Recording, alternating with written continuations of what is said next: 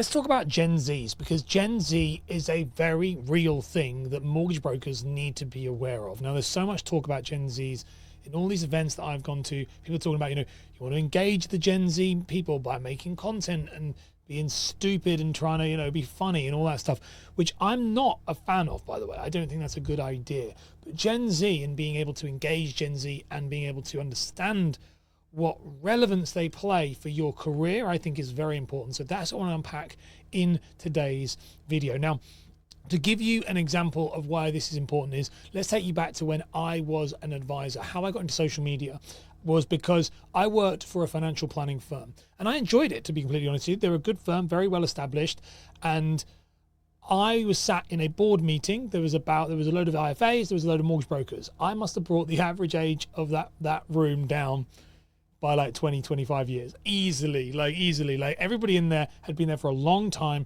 They were established and they lived on client banks, repeat business, years and years and years. And they were going to ride that out until retirement. It was going to be absolutely fine. But the issue I had, and the problem I was seeing was, I was like, I'm going to be here. I was in my early 20s and I was thinking, I'm going to be stuck trying to generate leads in a way that isn't really viable anymore. Social media was becoming more and more popular. Estate agencies were getting harder and harder to get. And at that point, there was really nobody doing social media for mortgage brokers. That was very much one of those things. My claim to fame was to be one of the first, but I could see that was going to be the case. I could see that the shift of consumer behavior and consumption of how people like and trust people was going to change. And if I was at the front of that, I was going to be able to be successful. But if I wasn't at the front of it or didn't adopt it at all, I was going to be obsolete. And these people in this room, it didn't matter to them because they would be retired long time before that was ever going to be the case. Now, this is happening again with Gen Z. And this inspired me from an event I was at recently where we were talking about this, but I talk about this quite a lot. But they brought this idea of Gen Z up, and I think people are sleeping on it. So let me explain what I mean by Gen Z with this. The thing with Gen Z is that they buy and think differently to previous generations before that. Now, I'm a millennial, and whatever it is above all of that, we're still of an era where we do buy into corporations, we buy into those things. Yes, not as much, but and that skews depending on the level of millennial you are. If you're closer to a Gen Z than you are a millennial. But the actual Gen Z generation, so right now I think there'd be like 28, 29 is the kind of the oldest one, going down into I think it's then like late teens, maybe. I don't really know the whole ins and outs of when it is. But what I do know is they buy differently. Their behavior is different towards business, corporations, ethics, the lot. It's completely different. These people, they buy based on trust, significantly more trust, but trust on the individual, not on the organization. So we were always raised, if you trust the organization, because organizations were, it's from the byproduct of the 80s and 90s, to be completely honest. So we believe that. We trust the big guys, the Goliaths, so to speak.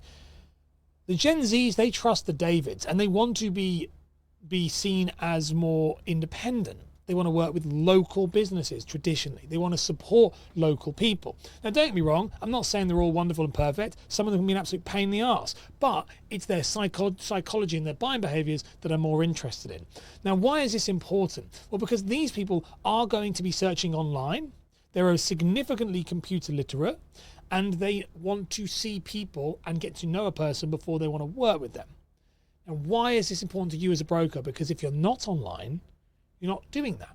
You're not seeding this audience. You're not seeding and like kind of, getting to warm up with an audience that could potentially need a mortgage.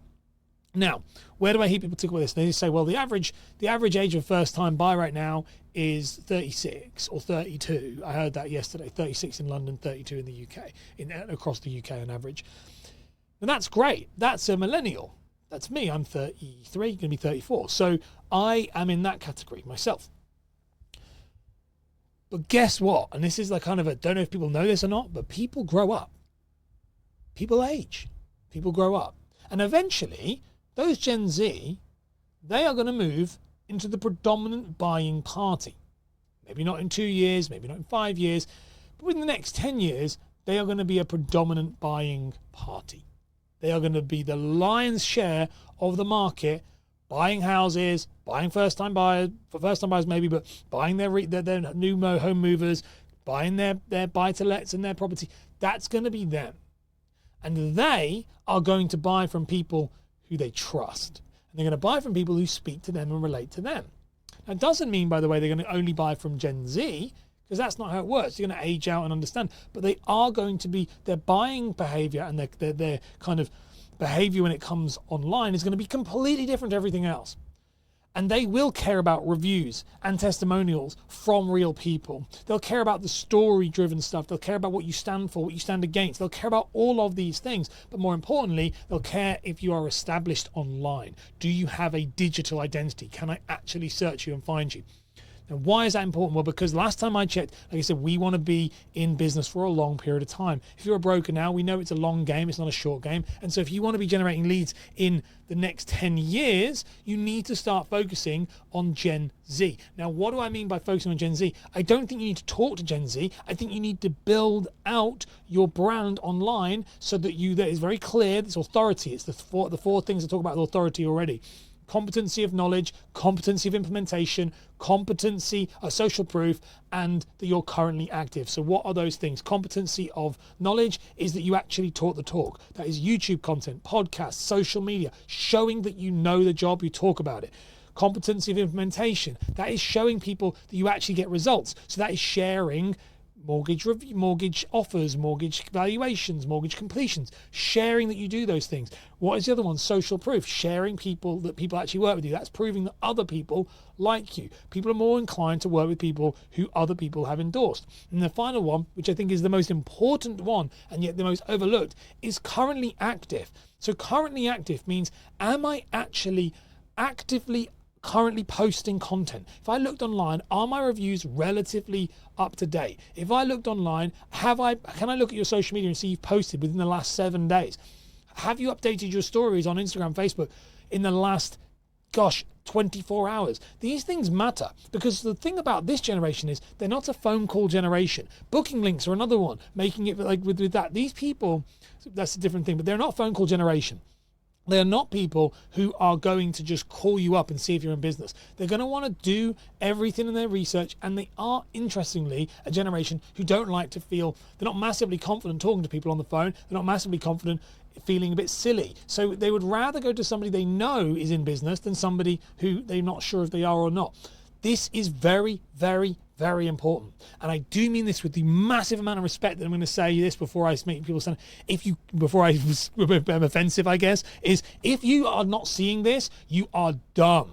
Like, you really cannot get this. You cannot be sleeping on this right now. You have to be building this online. Now, I'm not talking about just, you need to be on social media. You need to be out there, and you need to be making content for this generation, or at least building it so this generation will find you. And when they find you, you've had 2, 5, 10 years to create authority, because otherwise you will be like a tidal wave and become irrelevant, which is a really, really, really bad move. That's the last thing I want you to happen. So please don't fall into that trap.